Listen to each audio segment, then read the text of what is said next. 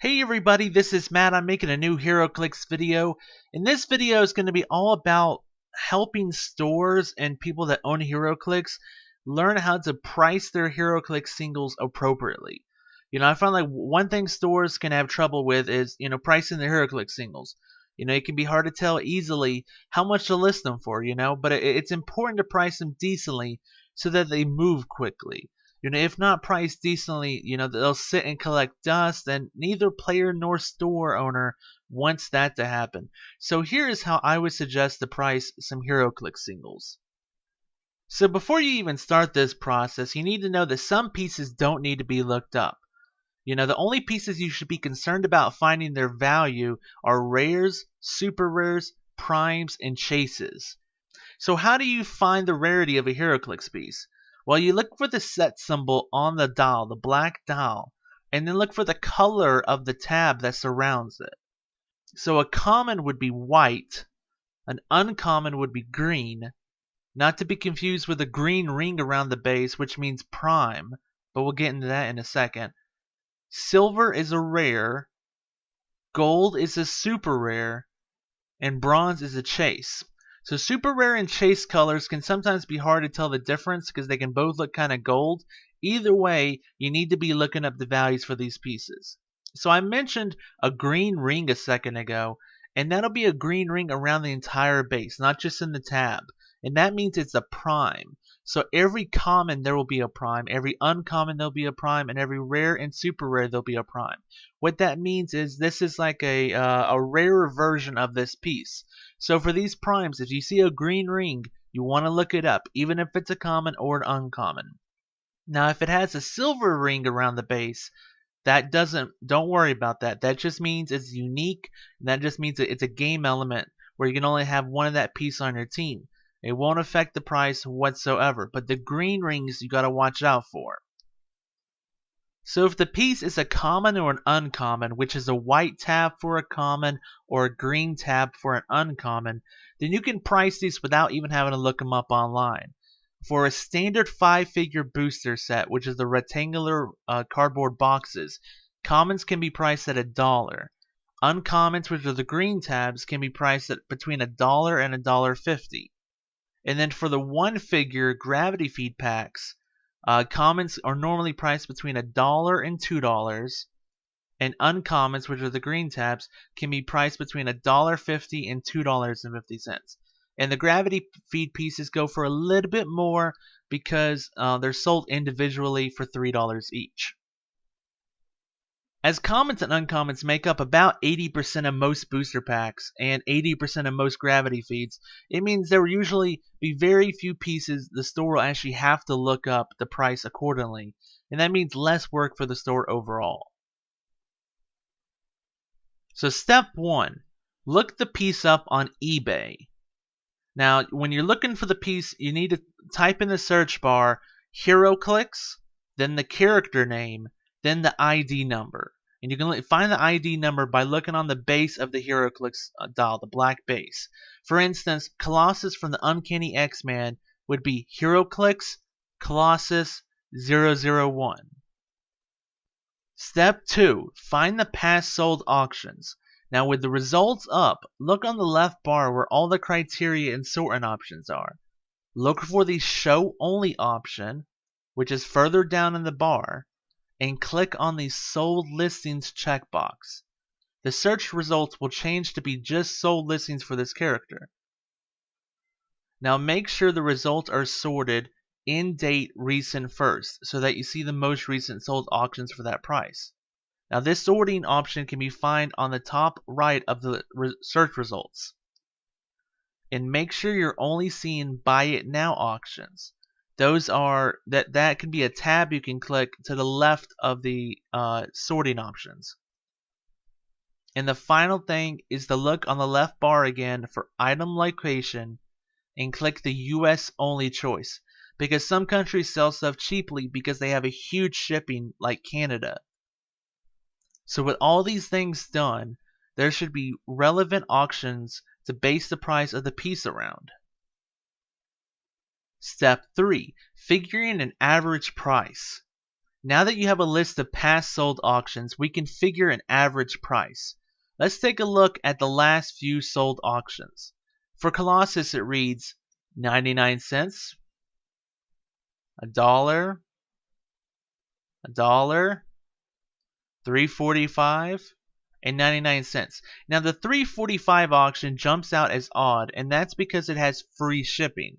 So every other auction has about a $3 shipping and handling fee, but this auction has free shipping. So what they've done is they've worked the shipping and handling fee into the price of the piece, which is kind of bad and not the best tactic.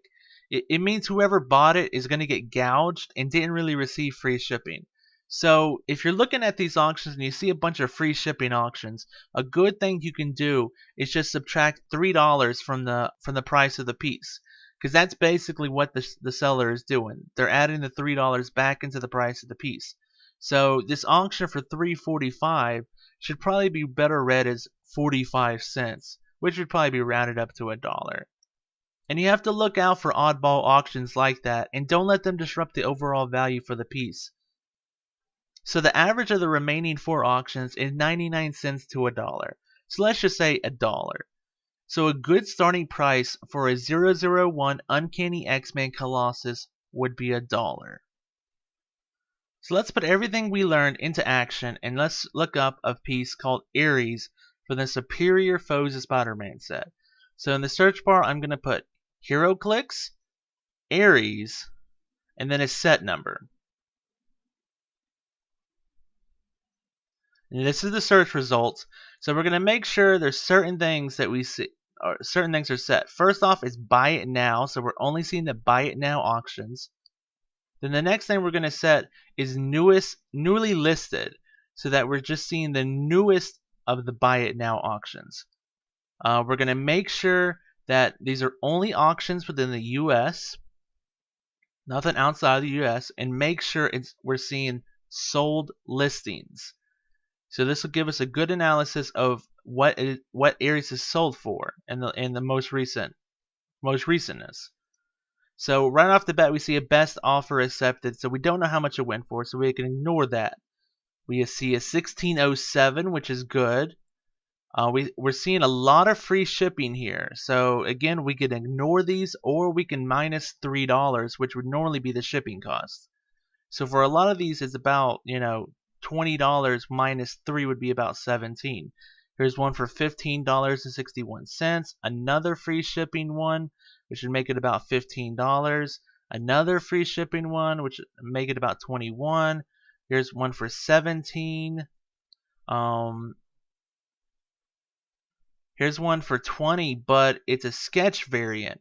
And you got to make sure with the sketch variants, that's something new in the Superior Foes of Spider-Man, whether the piece is sketch variant or not, because sketch variant can increase the price of it. So both of these are sketch variant pieces, so you won't be able to look at their values, because the values may go up or may go down because it's a sketch variant.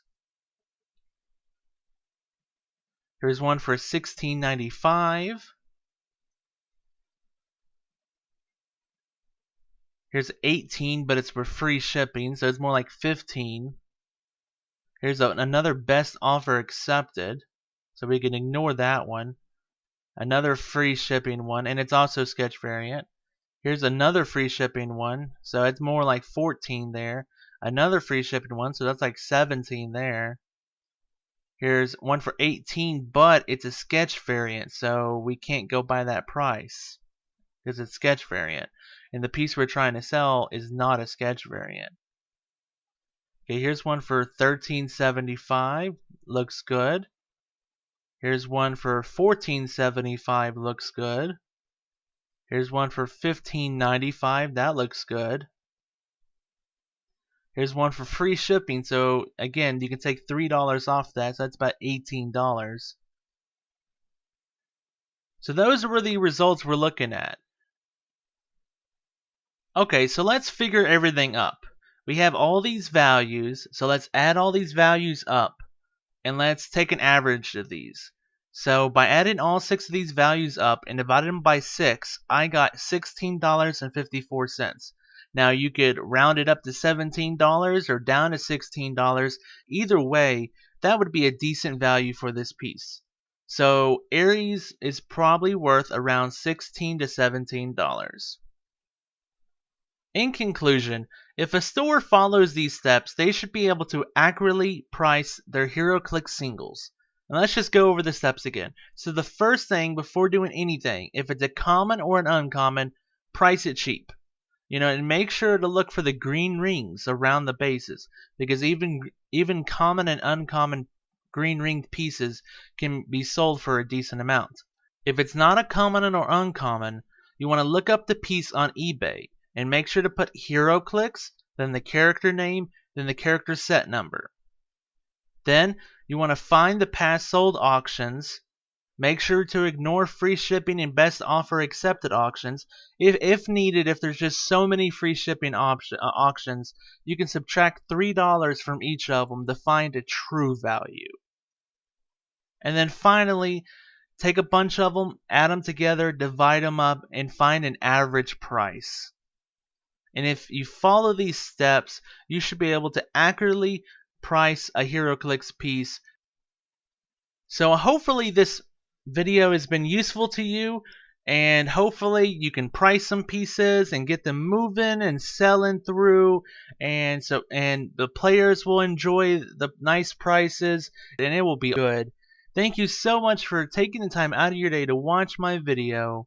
I hope you have a fantastic time posting HeroClix at your store, and have a fantastic day, everybody. Bye-bye.